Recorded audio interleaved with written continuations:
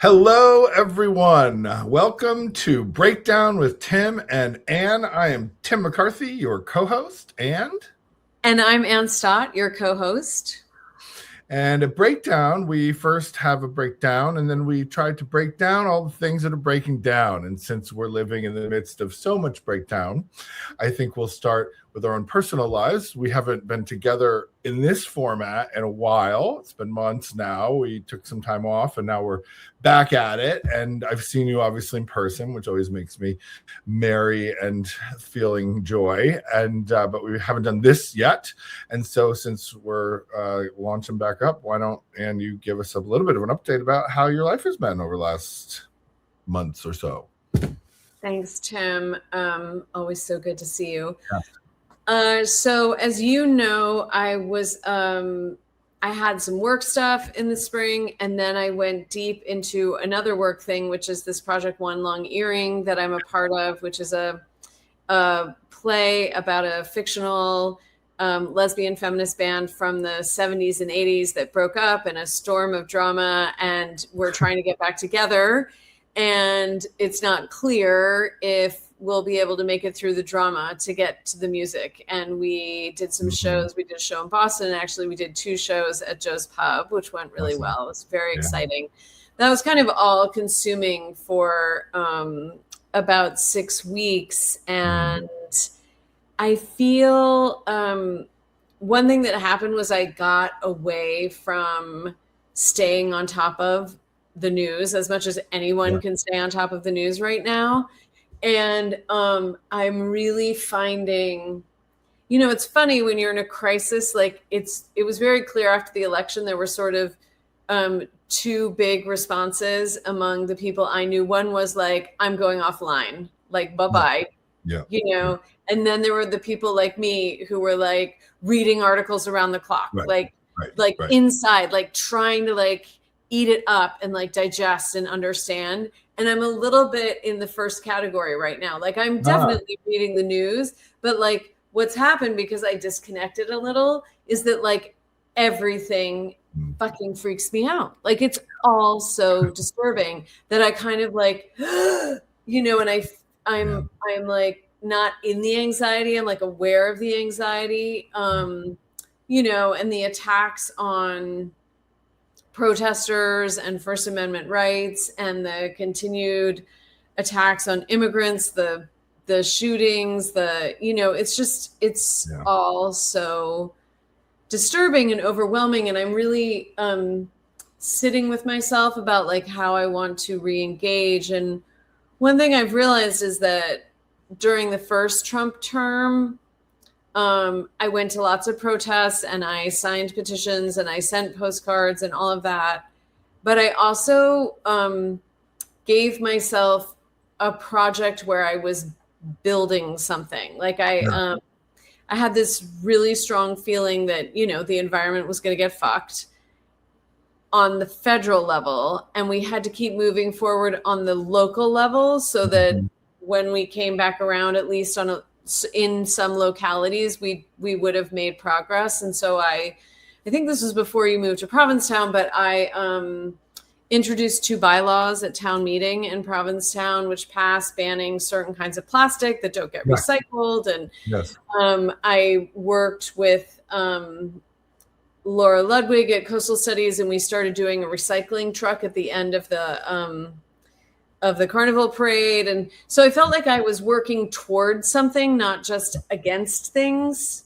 Yeah. And I haven't fully, there's some ways I feel like I've done some of that, but like, I feel like I need to find the place where I'm like building something and not just trying to like register my, displeasure isn't even the right word, like register my, Displeasure is a very quaint word for what the vulgarity we're experiencing. Yeah, exactly.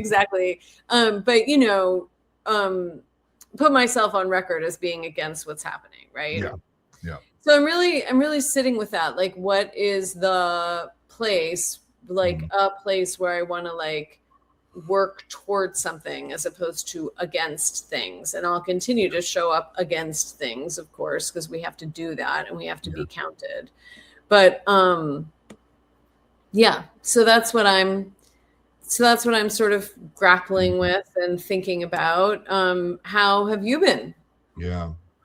Yeah, that really resonates and tracks. One thing I do want to say for those who are listening is that if you have a chance to see One Long Earring in its new iteration, go see it and get tickets and support these phenomenal folks, including my dear friend Anne. I have seen it. I had the pleasure to see, actually, I think an early iteration.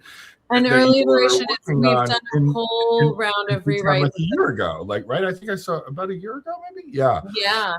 And I know you've been working on it, and it's now in a new form, and I can't wait to see that. And I was out of town, of course, as you know, when you did it here in town, so I missed it this time around. But for those of you who can see it when it shows up in your town, please do see it because it's awesome. I had so much fun. It was so thought-provoking and provocative, and of course the talent's abundant, and I loved it. Thank you. And I will say that, and I think I've said this here before, but it's a continued lesson. Like I'm so serious, and I think I need to be like, naming all the injustice all the time. And I've really learned through this project that's been handed to me by the creator Faith Soloway. Like the power of making people laugh. Like very funny. It's very funny. Yeah. Faith is very funny, and what it meant to like give people who feel so beleaguered and worn down like an experience of joy and laughter, so I feel really good about that. That's great. I love it. Yes, so thank you for that, and thank you, of course, for always continuing to like center art in your life. It's one of the things I love many things about you. One of the things I most love about you is how much creative energy flows from you at all times. Even if you might not feel like you're devoting as much time to it as I feel sometimes with my writing, but I love your art and keep doing it. Because it does help other people too. I mean, that's the thing about art that I think is it's an act of generosity when it's done. When it's done, even if it's not done particularly well, it's still an act of generosity, but you also are writing at a very high level. So it is something, it's a gift to the world. So I always want to tell artists that, because I know that, you're not making bazillions of dollars in your work. And sometimes it's thankless work, or it feels that way. But those of us in the audience are lucky. So anyway. Oh, it means a lot. Yeah. I've been thinking a lot about that, trying to actually tap into more of my own creative energy. Recently, I actually returned to more regular writing and a particular project that I had to put on hold that I never really thought was going to get done. And I took a writing workshop with Celeste Lacine, among other things, an incredibly talented playwright and solo artist, and also the co-founder of the Trevor Project. And Celeste and I have been friends for many years, but they were teaching a writing class on story and structure.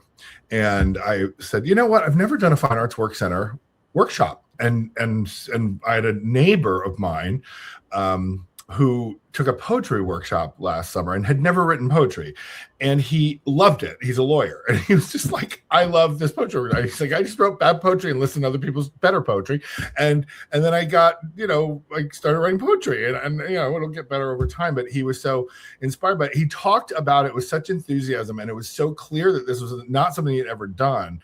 And I think as we get older, at least speaking for myself, we fall so deeply into routines of expertise and requirement of our workplace and all of these things that we lose track of the ways that we can create opportunities to do stuff that we might not be great at always, or we might be great at that we don't always make time for. And so I think I'm a decent writer. I work hard at my writing. I don't write enough.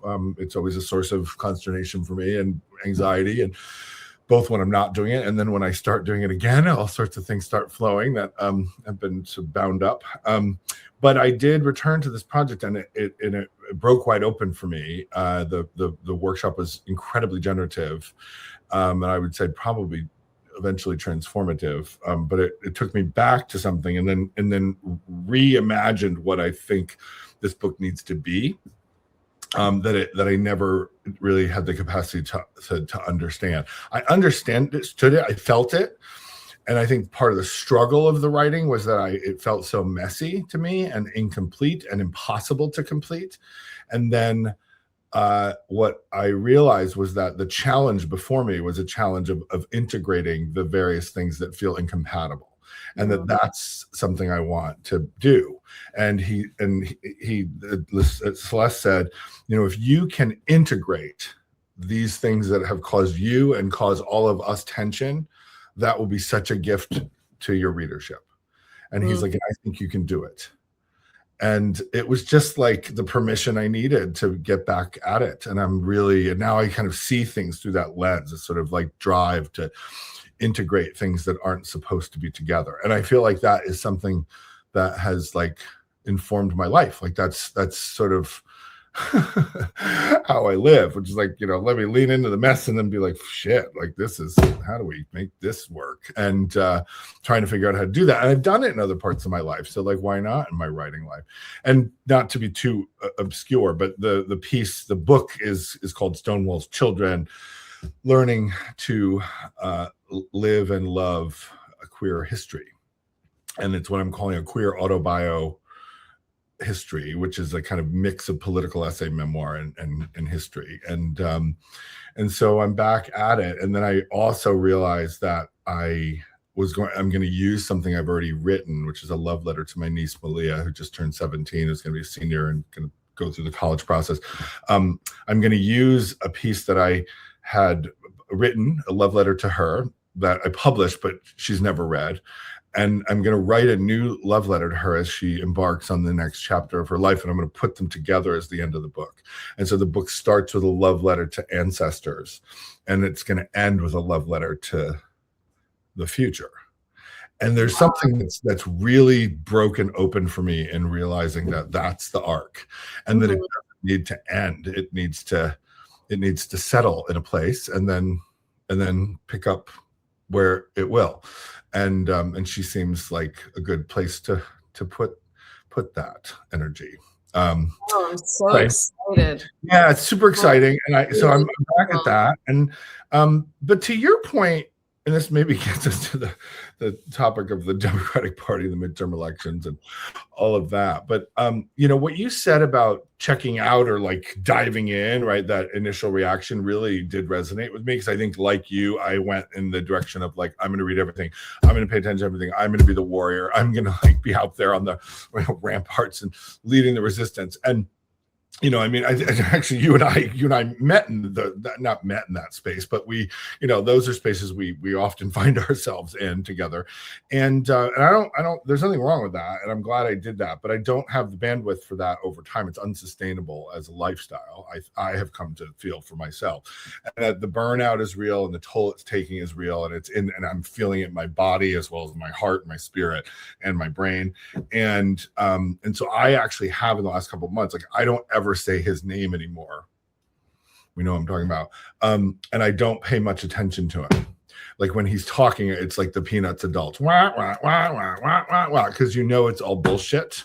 And it's terrible. It's bullying, and it's not serious, and it makes no sense increasingly. And so, why give any space? So I've kind of checked him out, right? I put him out to pasture, even though he's still in the White House. But I don't give him much mind, but I pay him much mind. But I do realize that it's much bigger than him, and that the mendacity and the bullying and the violence and the destruction of so many things that we care about is real. But I have really, this writing workshop is one of them. I intentionally decided that I was not going to watch any news the week that I went and did this writing workshop. I really took it as a kind of monastic kind of thing where I'm like, I checked out. And then CJ and I went abroad for his 50th birthday. We went to Reykjavik in Iceland, and we did the same thing. Social media, blackout, no news from the United States. And then I went to London and I kind of extended that a week because I was doing some work in London, and I did it again in London. And I was like, so I went like a week and a half where I had no idea what was going on in the United States. I didn't care because everyone else was like, what the fuck is going on in the United States? And I'm like, I don't know. It's madness. Everyone's like, yeah, it seems like it. Like every time you travel abroad, they've moved from, like, most people when you travel abroad have some kind of feeling about the United States. It's not good, right? But now, like, I see everywhere I go. I was in Germany this year, Reykjavik, London. I'm going to Amsterdam this week. Like everywhere you go, people are like, are you okay? Like it's like this global concern for us watching this craziness. So I find that, like, I need to, like, completely check out. And then when I come back in and I, like, get into it again and pay attention and start to try to make sense of things. But I find that the minute I come back or check in or start to engage again, I get so trapped in a rage cage and an anxiety vortex that's what, for me at least, means it's just unsustainable as a thing to engage with. But then I feel, the guilt, the pressure, the privilege, the whatever of, like, oh, well, I'm going to go to Reykjavik for a week and not check my iPhone, and I'm like, and meanwhile, the ICE is shooting immigrants.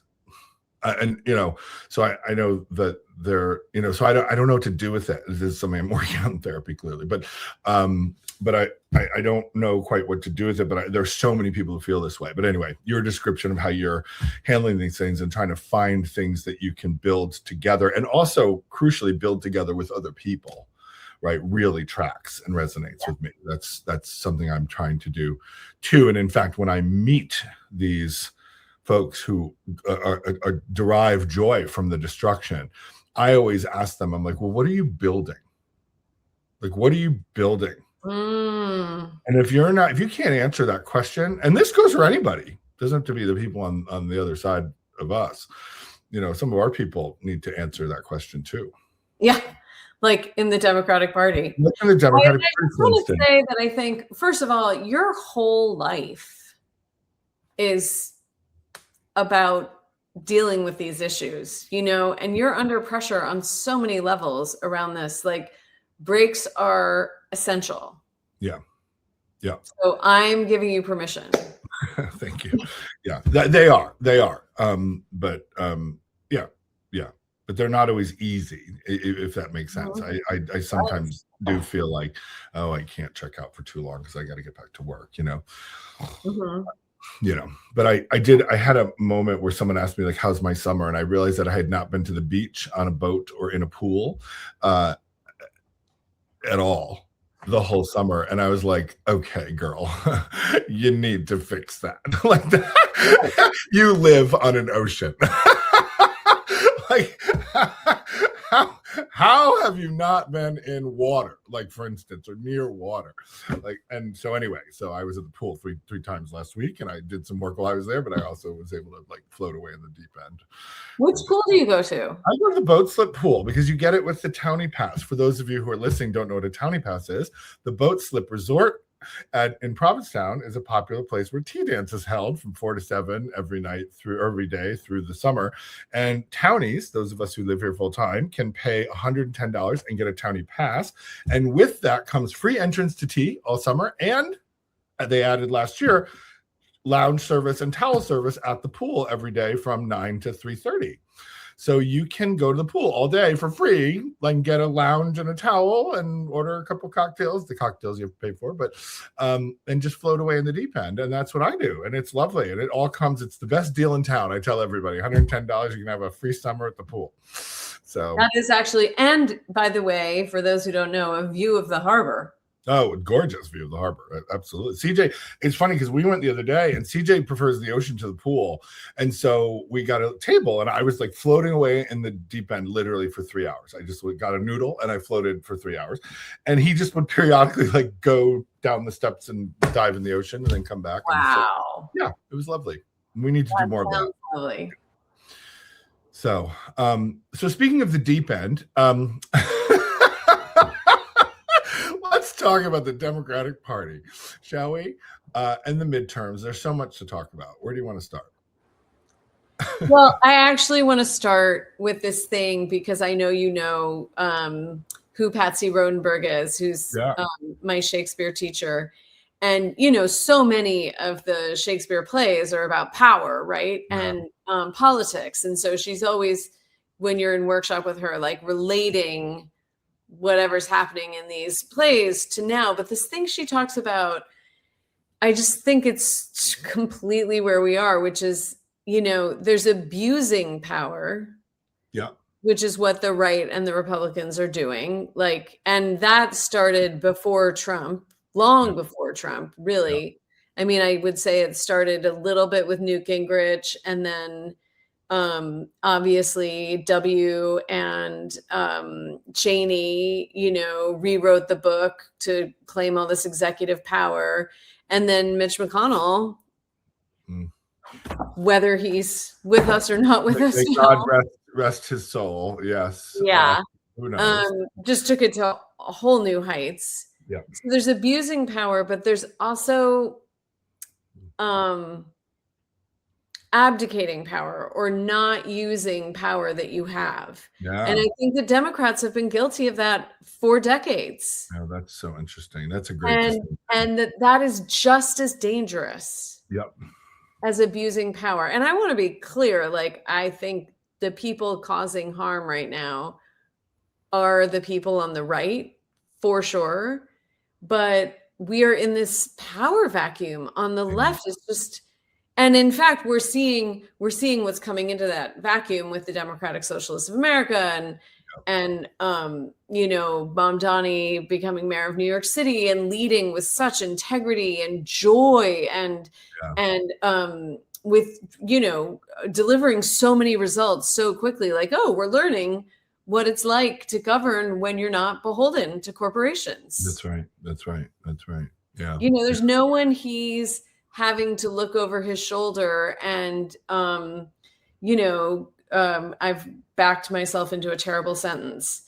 He's not looking for anybody's approval. Yeah. He knows what he promised and he's delivering on it. And that's it. It's that simple, right? And the Democratic Party is just mired in dysfunction and self-interest and myopic nostalgia for a time that is now long gone. Yeah. And we're in trouble because we have the midterms coming up and the party organization is a mess. And on the one hand, it seems vital that we at least take back one house of Congress. Yeah. And on the other hand, I kind of want nothing to do with a lot of these people. I know. So that was long-winded. Where are you? Yeah, no, it's true. I mean, I do think that we are in one of those periods like before the Civil War, before and after the Civil War, like you know, the period of the Great Depression, where I think we're experiencing another one of those, you know, moments that comes along every sort of half to full century of real political party kind of reconstitution, realignment, right? And so, like before the Civil War, it's what leads to the emergence of the Lincoln Republican Party in 1860, Lincoln being the first Republican ever elected, and then the kind of ascendancy of that, and the kind of making the Republican Party becoming a kind of anti-slavery party, free soil, free labor, free man party, as the historian Eric Foner has written about. And so you have that, and then you have, during the period of the New Deal, the Great Depression, a fundamental realignment, in part because Black voters started to vote for Roosevelt and the Rooseveltians, and there was a shift in the way, in part because of the New Deal and the idea that the federal government, a large and expansive federal government, could actually provide resources for people who were struggling in a time of depression.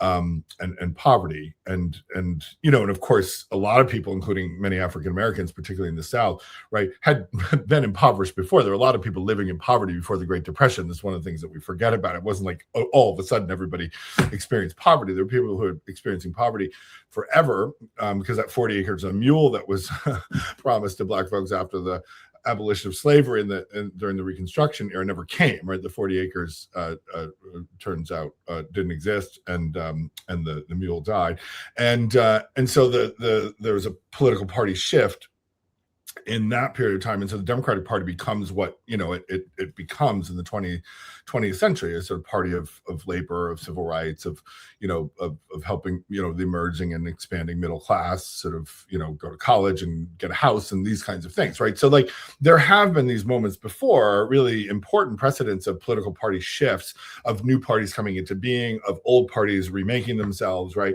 And I think we're in another one of those moments. Like I don't think that in the 2030s, right, we are going to have the same Democratic Party and the same Republican Party. We don't have the same Republican Party now that we had during the Bush-Cheney era, right? And the fact that Dick Cheney does not recognize the party and the people running the party, right, that he dominated, right, when he was vice president and all the other, mendacious roles he played in his long and infamous career, right, is a sign. I mean, that's the clearest sign that you have, that the Cheneys don't recognize the Republican Party right now, right? So that's already sort of happening, or is happening. I think there's a remaking of the Democratic Party that is a little bit slower to evolve because we haven't quite figured out the sort of president thing. And then I think there's more of a challenge of the Democratic establishment, which is also a sort of gerontocracy, of these younger candidates who have much more progressive views. Some of them are card-carrying members of what the DSA has become, which is different from the DSA that I was a member of in the 1990s, for sure. And there's a war within the Democratic Party, and this is what part of the recipe for the change and transformation of political parties is, that there's an internal battle as well as an external set of battles and challenges. And so I think we're experiencing that. Like I think a decade from now, we're going to look back and see how the parties have changed and become X and Y, as opposed to what we used to refer to as Democrats and Republicans, which really I think we're at the end of that kind of long Roosevelt Reagan cycle, and that kind of Obama and W as presidents represented the kind of the closers of the Roosevelt cycle with Obama and the Reagan cycle with Bush, and now we're in treacherous territory because everything's changing, and I don't know what's coming, and I don't know that change is a good thing, right? It depends. I mean, I do think there's a world where there is a part of the establishment of the Democratic Party that wants to squash the Democratic Socialist ascendancy, for sure, and Mamdani is a problem for them because Mamdani won convincingly and is governing effectively and doesn't give a fuck, right? He's not beholden to the corporate interests. Billionaires did not elect him, right? The majority of Jewish people voted for him, even though he's a scary Muslim, right? I think it was 40%. Was it 40%? But still, I mean, very strong support, and strong support across the board, multiracial, multi-ethnic, multi-class support for him. And he seems to enjoy his fucking job, and he isn't afraid to talk to the press. He loves his job.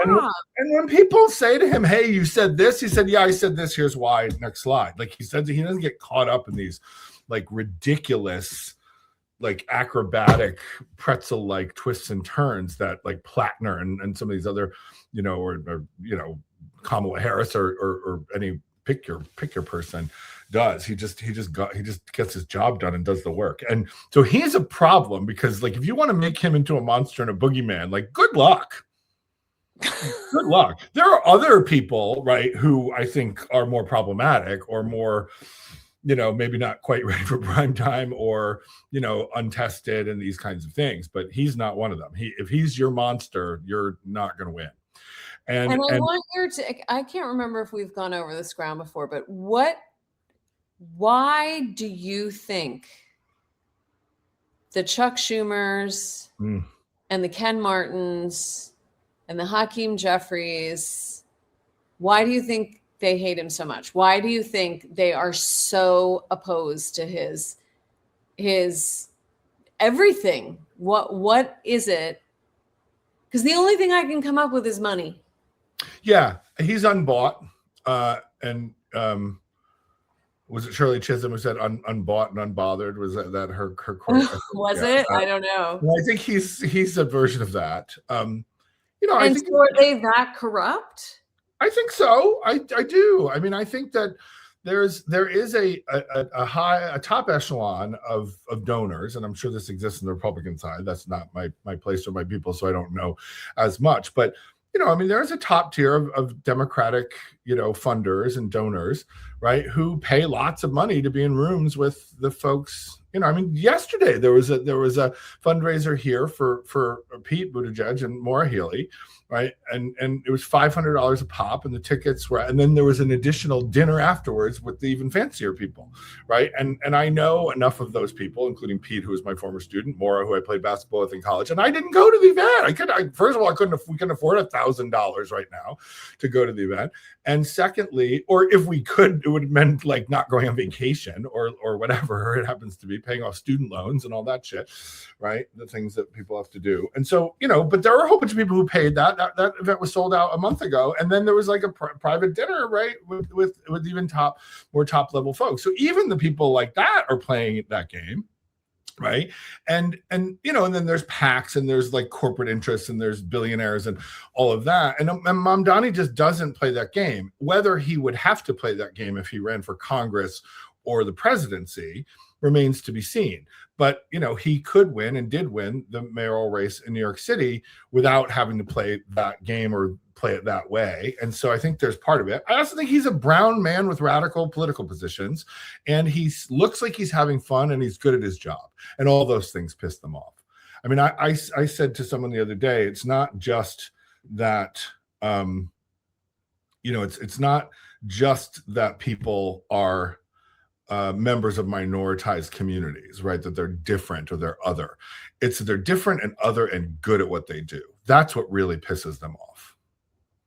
Which is why you have to invent. That pisses off white supremacists, but that's what I mean. It's supposed to inspire us on the left.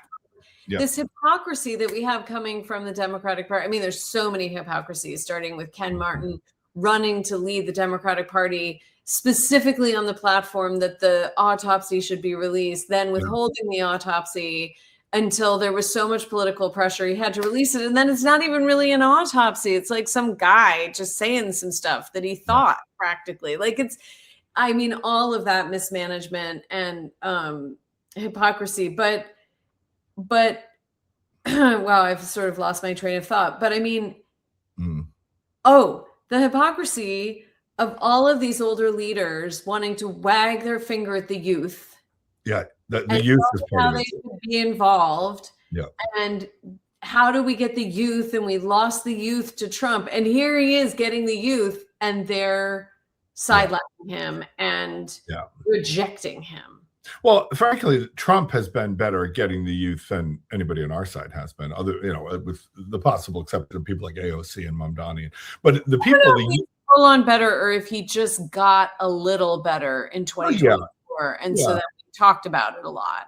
Well, there's a lot of young men in this country, many of them white, but not all of them by any means, who are really drawn to that his style and the kind of toxic masculinity and the bullying and all of that. The patriarchy, the patriarchy mixed with patriotism, right? And then there's the women who love them. Remember, 52% of white women voted for Donald Trump both in 2016 and 2024. So we can't let them off the hook either. I think that we so often in politics we trade in these big categories, like you just said, like but we on the left, and like when you're saying we on the left, you're not talking about Chuck Schumer. Chuck Schumer and Hakeem Jeffries, and Ken Martin are not us, right? Like we may all vote for the same people ultimately in the voting booth, but that's and we're not Mamdani, right? Like, so there's a whole world where I think the parties are always going to be under pressure because they're impossible to sort of, maintain with any kind of diversity that gets along. I think the Democrats have a bigger challenge because there's much more types of diversity within the kind of big tent of the Democratic Party. But it does feel to me that this is a huge set of unforced errors and missed opportunities for the Democrats. I mean, Ken Martin, as you referenced, is just like so not the man for the moment, and neither are Schumer and Jeffries. They're all failures in terms of what they should be doing in this moment, and they're not tending to the things that, they're saying affordability, and they're talking about Trump's a jerk, of course, but that's like basic shit. Right. Like, the fact of the matter is that, like, when they were trying to figure out who should run the Democratic Party, right, David Hogg put his hat in the ring and they maligned him and ran him out of the party. Right. So one of the most charismatic and inspiring young people in this rising generation, who is the survivor of a traumatic mass shooting at his high school, and then was like doxxed and followed by Marjorie Taylor Greene and all these other crazy people, right? He steps up and says, I want to within the Democratic Party, want to sort of play a leadership role. And they're like, oh, hell no, right? They should have told David Hogg, look, if you win, you win, and we're with you. And if you don't win the DNC chair election, we're going to give you a pot of money. We're going to allocate a whole bunch of resources for you and your people to get us the young people, so the Democratic Party will have that energy in perpetuity. And instead, they lied about him and said that he was trying to challenge all of the incumbents who were old. So they accused him of being ageist and then reckless, right? Neither of those things was part of it, because he's much more strategic thinker than that. He wanted to challenge old incumbents in safe seats to get younger people in those seats, right? And then flip what we can, right? He had a much more sophisticated way of thinking about politics, which is, again, another part of the problem that these young people do. They don't have everything figured out, but they have some things figured out that we don't have figured out, and that the elders don't have figured out. But instead, they malign him, they lie about him, and then they push him out of the party. So there we have that, right? And then the establishment Democrats would not endorse Mamdani. Right, they're still not on board with Mamdani. It's astonishing to me, right? And I'm just like, are you kidding me? And I understand the nervousness and the anxiety about some of these young, very left progressive DSA kinds of candidates, right? And I understand that anxiety. If I'm my age, or I'm a party leader of 30 years, like, that's stressful, I'm sure. But the way to deal with that stress is not to do to them from the inside of the party what the right does to them as a matter of routine. And that's what's happening. And so you have this thing, it's like, can the Democratic Party be a big tent? People are asking that. I'm like, no, of course not. No, it can't be. And so and it's actively closing its doors. And closing its ranks and kicking certain people out of those ranks, which is not a long-term strategy or a sustainable strategy for party growth, for party health, or party success in the future. Yeah. Yeah. And it's insane to me, right? And the autopsy is just embarrassing. It's just absolutely embarrassing. But then But then, right, the reality sweeps back in. And if Democrats can't wrestle back control of at least one house, if not both houses of Congress, right, this just gets worse and worse and worse and worse and worse for at least 2 more years. And the consequences of that are dire. So there is the reality of the midterms, and I'd love to hear your thoughts on that, because I'm both we have to deal with the midterms, but the midterms aren't everything. And people who are throwing like, we just need to get to the midterms and then everything will be fine. No, you are a fool if you think that, or you haven't been paying attention. You're not a serious person either. But the midterms are important and they're real. And then there's the question of 2028 and like who should be running. And I have lots of thoughts on that. I'd love to hear yours. So the realpolitik of the sort of election cycle, if we're indeed going to have free and fair elections, we have to deal with that. And then how do you deal with that when the Democratic Party seems like a useless vessel. All of that. I mean, I think one way to proceed is to put our energy behind the candidates we do believe in. Yeah. Or even the PACs, like David Hogg started a PAC. I think Leaders We Deserve. Yeah, Leaders We Deserve. You know, and then Jane Fonda has a climate PAC that endorses candidates at all levels of, you know, from local up to federal candidates. So I think, and most of those people are going to be Democrats, right? And so most of those people are Democrats.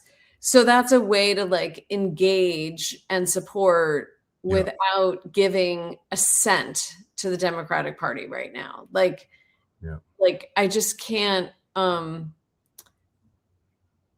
there is this way, like, even though you're very engaged and I'm very engaged, hearing you talk about the realignment of the political parties, or maybe even the dissolution of the parties as they exist now, like, you know, a completely new paradigm coming in real time. You know, I think that's true of our whole way of life in this country right now. Like, you know, that's the thing that we've talked about. Like, neither of us are burn it down people, but like they're already burning it down on the right. So like, what do we want to build? And,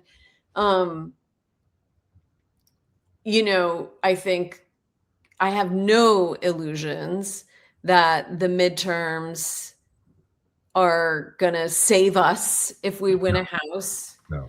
But it's going to stop certain worse offenses from happening. Yeah, I mean, we don't get the Senate. We have no control over what happens to the Supreme Court. And that, to me, given all of the incredible damage the Supreme Court has been doing lately with this, you know, conservative, I'm not even going to call it originalist because they don't even meet that standard. This absurdist conservative, you know, takeover of the Supreme Court, right? It's just like how things work is that the Senate is the one that confirms the justices or not, right? And so if we don't have the Senate, we can't have that leverage point or that lever to hold and to use, which to me feels, and I'm thinking about in the longest term consequences, the most vital thing to reclaim. Because there's a world, Trump already has 3 justices on the Supreme Court, and there's a world where he could have 5 if Thomas and Alito step down and he replaces them with 35-year-old versions of them. And then they're there for 40 years. Right. So like that to me feels very serious, which is why we have to take seriously elections insofar as we can still have them in a way that has integrity.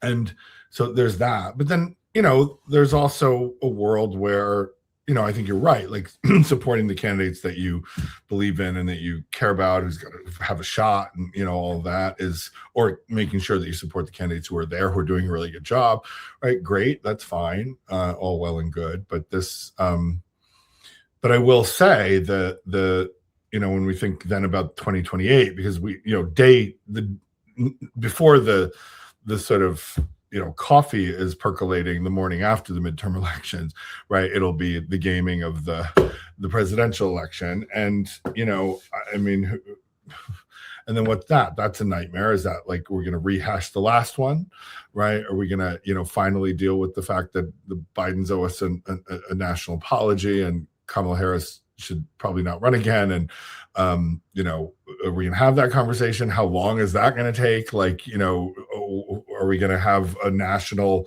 celebrity death match between the young DSAers and the old establishment centrists? And that'll be fun. Pop the popcorn and let's have the divide and conquer circus play out in real time before our eyes at every minute of every day. Like, I mean, it's just like, I'm like, shuddering at the prospect of that.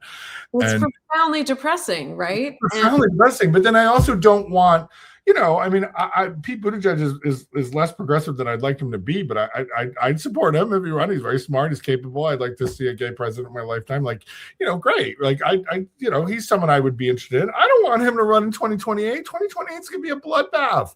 And if I'm right about the fact that the parties are changing, 2028 is going to be a crucial and brutal moment in the history of that. And anybody who's going into that election throwing their hat in the ring better be ready. I'll go on record saying that, because I think that is going to be the nastiest election we have seen in a long time, and that is saying something. That's really interesting, and I think you're probably right. I mean, we have this whole question now about if Trump will try to run or not. Right. That too, yeah. Or just take it.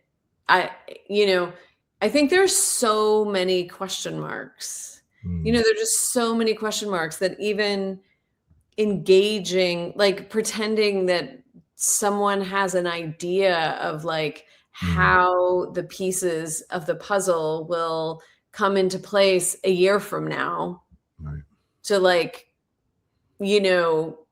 lift the person who might speak to the moment most. It's impossible. It's impossible. And and I think what you're really saying is so true, that we are so completely realigning. Yeah. And we just don't know what this next year will hold in terms of that realignment, So then what happens, it's very hard to say. I mean, none of the people who are clearly greasing their wheels make me think they're the person for the moment. Yeah. And I'm just so fed up with all the sort of mainstream outlets, from the Atlantic to CNN to whoever, like doing these pieces about like the best possibility. It's like, what are you talking about? Like, and again, those media outlets are like the Democratic Party, like running a script that is just, it has nothing to do with who we are right now. It's from an age that is past. It's an old, tired script. It's an old, tired script, and it'll be, I mean, I don't know, is Ken Martin going to step down before the midterms? Is he really going to be able to raise the money that needs to be raised to give to candidates? Like, if he's stepping down like 2 months before the midterms, what does that do? Like, I feel like this is what I was starting to say before, like, as engaged as I am and as much as I care, I also feel like there's this kind of like you're saying, like something bigger is playing out. Yeah, something bigger is playing out. Mm-hmm. And, I'm going to voice what I stand for, of course. And like, we're in the unknown. Yeah, we are. And, and there may be a world where someone who's not even on our radar right now sort of catapults into a kind of, larger than life void. Exactly. Or catapult into the void in a larger than life way, like an Obama or, other people throughout history. But who knows? And I mean, I think there's a big question around, is AOC really going to go for it or not? Yeah. I think that question would redefine everything. And then I think there'd be a race whose configuration speaks to where we are right now, in a way that the people who have thrown their hat, or who are clearly going to throw their hat in the ring right now, maybe don't completely. Yeah. I think that's right. And it's going to be a really, on the Democratic side anyway, in the presidential election, it's going to be a very, very, very large buffet of personalities and politics. And I do think the AOC question is a live one for sure. In my mind, I think what I would love to see is her challenge Schumer. Frankly, that's what I'd like to see, because I think she'd win, and I think she like to challenge him. If he doesn't, if he runs again, she should primary him for the Senate, and then take that seat. I'd like to see her. I would love to see her in that kind of a role in the immediate near term. But then, and then there's a big debate about, will this country ever elect a woman? Will this country ever elect a person of color or a woman of color? Again, in terms of a person of color, but ever first one time as a woman of color, I don't know. And my feeling is when people raise that question, I'm always like, well, the only way to know is to keep running them, right? Is to keep running people. And I mean, I voted for a woman in the last 3 elections. I voted for 3 different women, and I think it's absolutely embarrassing that the United States has never had a woman as president of the United States, or multiple women as presidents of the United States. Like, it's ridiculous. I did think Kamala was going to win. I did think Hillary was going to win, right? And they didn't. And so I think there's probably a lot of people who are like, well, we can't put an AOC up because then we're going to have, lost 3 in short sequence. And, to me, I'm like, you just got to keep running the best, boldest, most inspiring people. And this is what we can't do. Right. Now, here's what we can't do. It's going to change because, in theory, Trump won't be running, but we cannot run a middle of the road person against these tear it all down people. Like, we did that. We did that. Yeah. We did it 3 times. And the only one who won was the white man. The old white guy. The old white guy who had the biggest, well, I don't know. I mean, Hillary Clinton has a very big national reputation. Yeah. But, I mean, the real problem with Hillary and Kamala against Trump was that it wasn't a symmetrical campaign. He's saying everything's terrible, we're going to burn it all down. And they're like, look how our government works. When it's not working for people. It's not working. And I thought, this statistician who I follow, Joshua Doss, who's so smart, he's like, all these people talking about, how evil it is that people are thinking about socialism or communism. It's like, if capitalism were working for them, they wouldn't be looking to other things. That's exactly right. It's exactly right. Right. And, and it's going to be even harder to dismiss democratic socialism if Mamdani continues to be successful in New York. Right. It's just going to, because there is, I mean, one of the things that we are dealing with, right, is that, I mean, on the one hand, the impulse to burn down every institution, right? That's one reason why government is not functioning, because it's being destroyed before our eyes. But there's also this idea that like government's not functioning well because we're afraid to use government to solve problems. Right, we're afraid to use, as Roosevelt tried to do, right? Like that, one of the reasons why we had a political party realignment, right, in the middle of the 19th century and the first third of the 20th century is because there were national crises that required a big government response to them to get rid of slavery, right? To expand definitions of citizenship and rights, to give people the resources they need to survive during a time of grotesque and expensive poverty, right? To get through wars, right? Like these are like that's what government should do. Government's job is to like provide for the people, to figure out how to generate enough revenue so that we can allocate resources where they're needed. I mean, I know you know this, but it's just like, and we don't have like Democrats who are like willing to like very few Democrats are willing to step up and say, this is the role of government. The role of government is to provide for its citizens and to protect its citizens. Yeah. That's what the role of government should be. And that requires a big government with lots of money that comes in from taxes, and then a proper moral distribution of those resources in the direction of people who need them most. Yeah. And we need a Democrat to say that. And we do have some Democrats who will say that, right? Bernie said it, right? But, I prefer that we have someone who's not 84 and sounds like he's, angry and off his meds half the time. And I think I just want to say at the sorry, I love Bernie, but like Bernie does not comfort me. Like Bernie's not someone I want to listen to as I'm going to bed at night. I'm just like, whereas like Roosevelt, like I get on the radio and listen to Roosevelt. Well, the thing I realized about Bernie in 2016 and 2020 is that he's like all topic sentences and no paragraphs. That's so true. Oh my God, you're right. And at some point, I really want the paragraph. Well, and Hillary was all paragraph and no topic sentences, right? I mean, Truth. Right? Truth.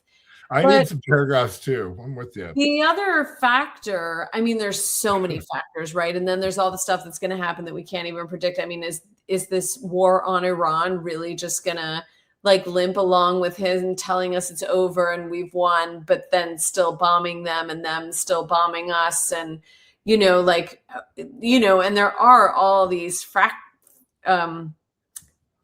Factions. Sorry? Factions? No, fractures. Fractures, yeah. Creeping in on that side. But I really do think that AI is another factor here. Like, where are we going to be with AI in a year? Right. And how many more jobs are going to be lost? Yeah, and how little will the government have done about the fact that millions of people are losing their jobs rapidly, So I think that's I think it's going to be a really big factor going into 2028. I mean, I think it's already a factor this year in terms of where people stand on new data centers and, protections for children and, should the government be doing anything to regulate it? I mean, this last week, like over 1,000 employees of the major tech companies creating AI signed a letter to the government saying, regulate us. Right. Like, when has that happened in the last 7 years? When the people who invented AI are like, this is scary shit, let's like slow us down. Like, it's like if Dr. Frankenstein was like, help, called 911, it's like, come on now. Like, this is terrifying. The other thing, just to be my own little nerdy, sad college professor self, we're seeing, I think AI is the end of higher education and maybe the end of education period, because ultimately educational institutions are designed to sort of equip people with the knowledge and skills they need to become critical thinkers and engaged citizens, right? That's what I think schools should be doing, right? That's like at least among their roles. And, AI means that we are going to raise a generation of people who haven't read a thing and haven't really written a thing and didn't really do the thinking about the thing from the reading to do the writing. So we don't, right? I mean, I use this example because it's one that hits close to home, right? When I got my PhD, built into PhD programs are like a year where you read, right? You read in your field, literally hundreds of sources, right? In my case, we were expected to read like 300 to 400 books and then be tested on them, right? And so like I read 40 books on slavery, right? And I knew what the debates in the field were on slavery and like who was arguing what and like where the holes in the research were and like what, if you were to write a dissertation on that, like what questions might you ask to sort of like raise new possibilities for, more knowledge, right? I mean, now you just call up Claude, your friend Claude, and say, Claude, what are the 10 major debates in the field of slavery studies? And they'd be like, here it is. And it's like, okay, here. And half of them are wrong still. And half of them are wrong. Well, the other thing that happens is it's also like AI is racist too, right? We know this like facial recognition software is like, white supremacy all over again because who's designing it? And then the other thing is that, it's going, the language models are such that it's going to the things that are already getting kind of prominence or position, and so it reproduces privilege, right? Like when I remember I was doing a talk earlier this year, and I actually went into AI to like be like, so who are the major like people in the field of queer theory, and every single person they gave me was white, right? There were no queer people of color, queer theorists of color who were in the download from, and I did it as a kind of experiment to see. And I think that's a huge problem, of course. But before that, usually you would get made up names too. Right. Like literally it'll just make stuff up. And they call it a hallucination. Like they have this really nice word for it, like hallucination. It's like, no, it's malfunctioning. And malfunctioning and miseducating. And miseducating both at the same time. Yeah. But maybe I can try to segue into our inspiration moment. I know. One thing that I wanted to go back to, but that search, the queer theory search, is the only reason I knew who was missing is because I had read them. Like I didn't need Claude to tell me, or whoever the fuck it was, to tell me, the robot to tell me these things. I was testing it, and it failed the test. And the only reason I know it failed the test is because I had done the work. Right. Right. And like, and I'm not trying to brag, but like, but that's the thing. And I'm like, if it's doing that for that, but people who are coming into it and using it for those purposes, who have not done the work already, are never going to do the work. No. And so we're raising a and I know now fully sound like Chicken Little, sky is falling, old grumpy queen, get off my porch. But we're raising a generation of people who are going to be incapacitated when it comes to curiosity and critical thinking. And without those two things, right, the imagination dies. Our creative and artistic imagination, our intellectual and academic imagination, right, and our political and it really is information. And it really is the coincidental culmination of the Republican project for 70 years. I mean, they've been defunding education. Right. They've been, dumbing down education because they don't want critical thinkers, and they don't want people thinking creatively because they want the money to be in control, and they don't want anyone challenging that. Right. Right. Which is why they call the people who do woke. Right. And target them and come after them. And I say them, I'm one of them. Us. And that's the thing, and it works, right? They just like they come up with the word hallucination to make the malfunction and the miseducation sound better, right? All they have to do is say that we're woke. And then our critical thinking and critical questioning about the things that are unjust in our society, right, becomes a form of pathology as opposed to a like high manifestation of citizenship. And it's gaslighting. The whole thing is gaslighting. Every time someone calls me woke, I say thank you, and then I say, what do you mean by that? What is it precisely about how I'm living my life that feels like a threat to you and yours? Yeah. They can't answer that question, because that requires a little bit of deep thought and reflection and self-awareness. And critical thinking. Is also not in abundance these days. But I will say, as much as AI is already permeating so much of our lives, and I know so many people who I never thought would be using it who are, and it freaks me out, because for me, like, until they solve the plagiarism and environmental questions, I'm not using it. Like, I'm not. Amen. So, but there are many, many people, and especially younger people, who are completely rejecting it. Yeah. Who are actively seeking out, an analog connected experience. Yeah. And they can see how harmful this stuff is. And that definitely, this is going to sound so silly, but I'm a cinephile, and I like to go when I can to screenings of older movies that I never saw on the big screen. Oh, interesting. Yeah.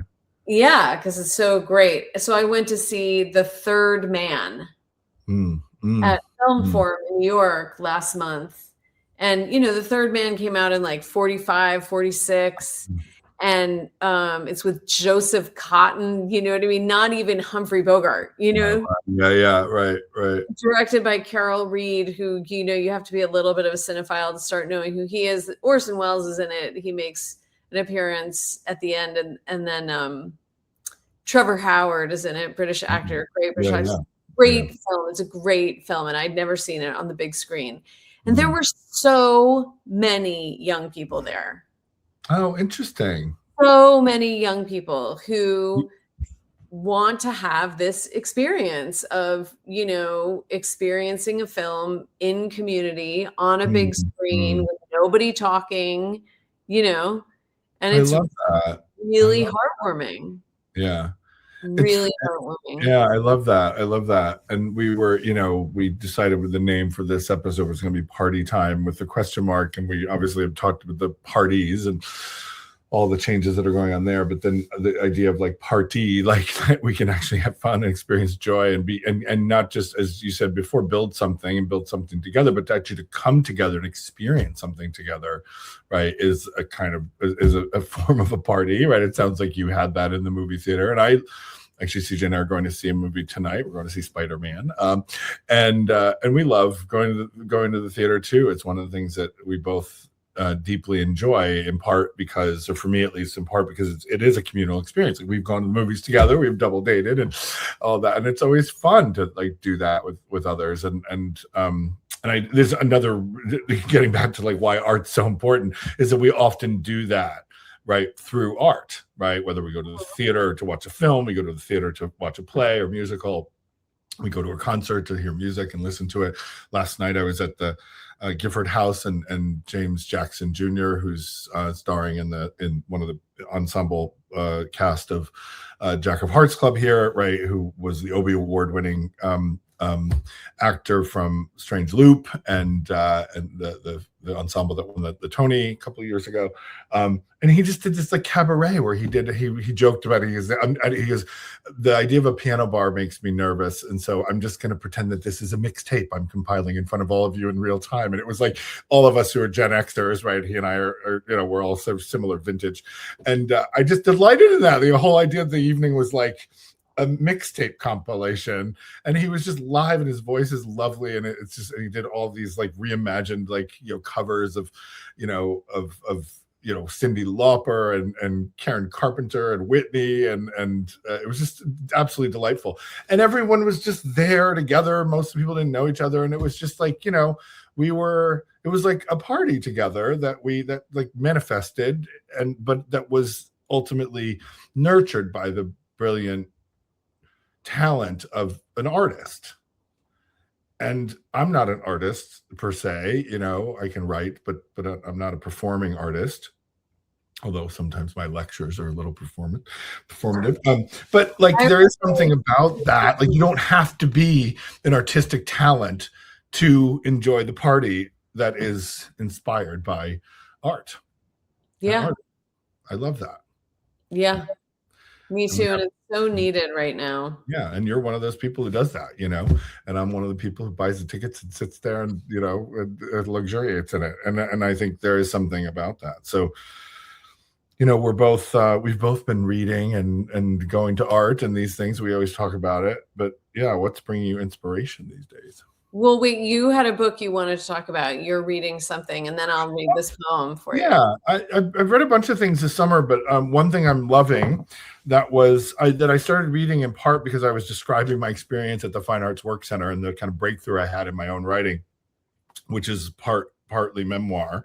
And my friend Susan Marine, who I co-teach with, who's our friend and neighbor here in P-Town, and Susan said, "Have you ever read Carla Jay's book, The Tales of a Lavender Menace?" And I said, no. I mean, I've read Carla Jay's stuff, but I'd never read her memoir. And she was a lesbian feminist activist from the, you know, Stonewall era and the early days of liberation, who then went on to be an academic and a writer and an editor and so forth.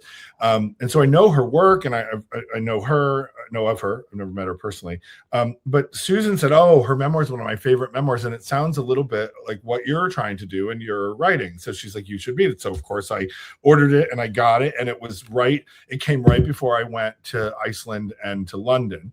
And so I spent the parts of the flights and part of each day just reading chapters from her memoir. And it's fabulous. And it covers this period of the sort of late 60s and early 70s where she was kind of coming of age and coming out and coming into all of the things that she became politically, sexually, and otherwise. And she mixes it all together. And it's like wildly funny. It's quite a romp, actually, which I wasn't expecting. I was expecting something like that was kind of always serious.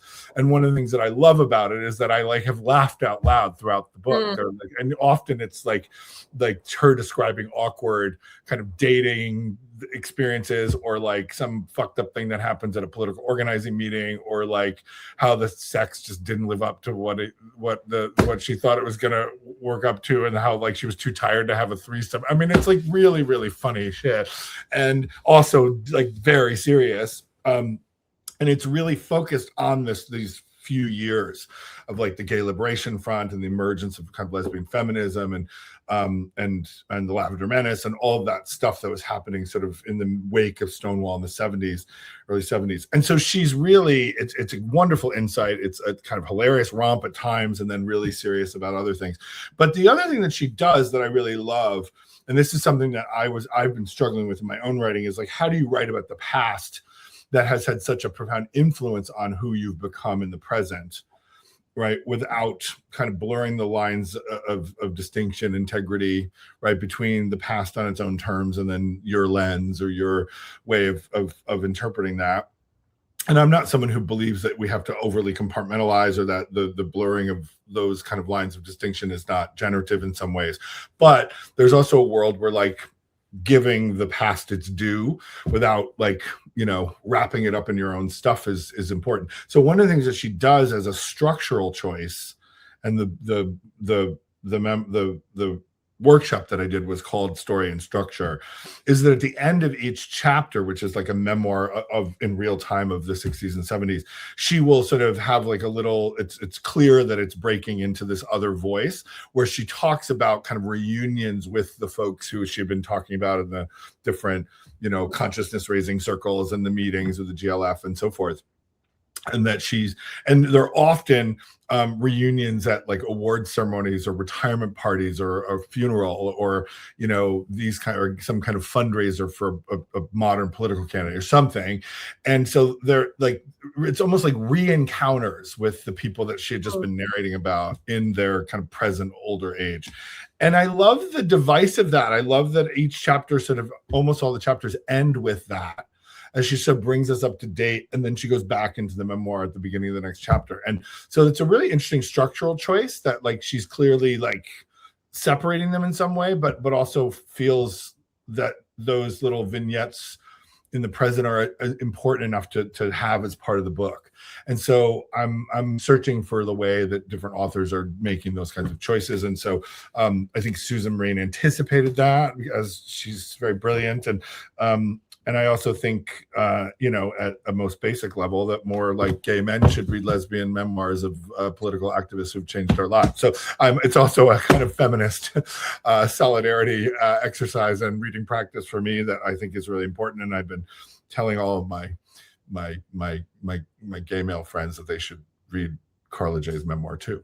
Then we can have a reading circle and talk about how it impacts us and makes us think about things that we might not think about otherwise from her perspective. Anyway, that's my update. Sounds great. Yeah. Have you read it? No. Oh yeah, you'd love it too. Yeah. I need to read it, clearly. Yeah. And it is always fun because there's such a, especially because of the sex wars, which we don't even need to get into explaining.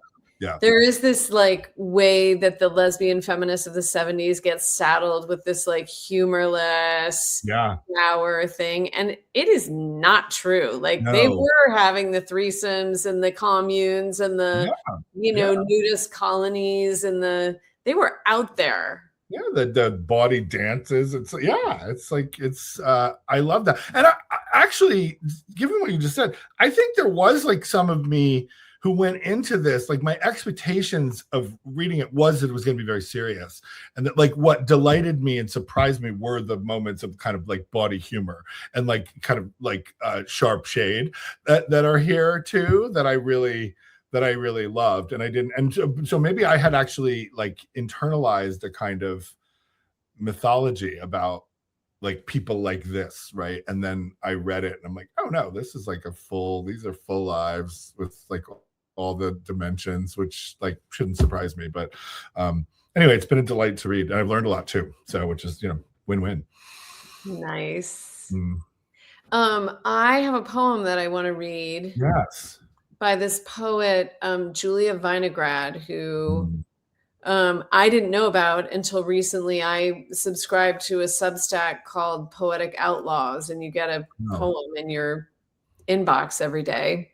Oh, cool. And she was a self-described street poet of the 60s and 70s in Berkeley. And this is called Why I Write Poetry. Because I can't trust God to look after the world and my friends. Worship, sure. Wandering forests of legend, braiding flowers from the tree of life in my hair while God's beard storms overhead. But not trust. People die. Everyone dies. It may be God's will, but it's my won't. Sea turtles live 1,000 years. My words can't become flesh. My words can't heal an opened wound. But I am a poet, and I know we need more time to make our own huge, splendid mistakes. Mistakes we deserve, not just the small clinical mistakes built into our bodies.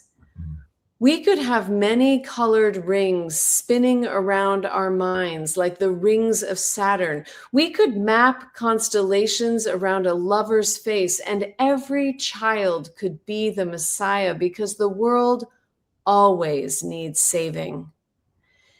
God, it is a very beautiful world, but no thank you. It is not enough. No thank you for the sunrise when our eyes go blind. A blank page is a place to list the creation we weren't given. A shopping list of eternity where we're never too sick to swallow fresh blueberries and where the dance never ends. A blank page is a paper bird to fold up and fly. I can't change anything, but I am a poet. And if I can't trust God, I must speak for the world and my friends. Want more, want so much more. Test each day and night for ripeness like a melon at the market. You're crucified on the hands of a clock. Pull out those nails. I'm throwing you a rope of words. Hold on. Wow. That's fabulous. Right? Wow. There's a lot in there. There is so much. Wow. And it's not even all my worldview, but I love the commitment of it. Yeah, I do too. It's gorgeous. Yeah. Well, maybe we end there today. Maybe we end there. Yeah. Yeah. Always so good to connect with you, Tim. Always. Until next time, my friend, we will see each other soon. We will see each other very, very soon. And we'll see all you out there. Keep connecting with inspiration. Take care, everybody.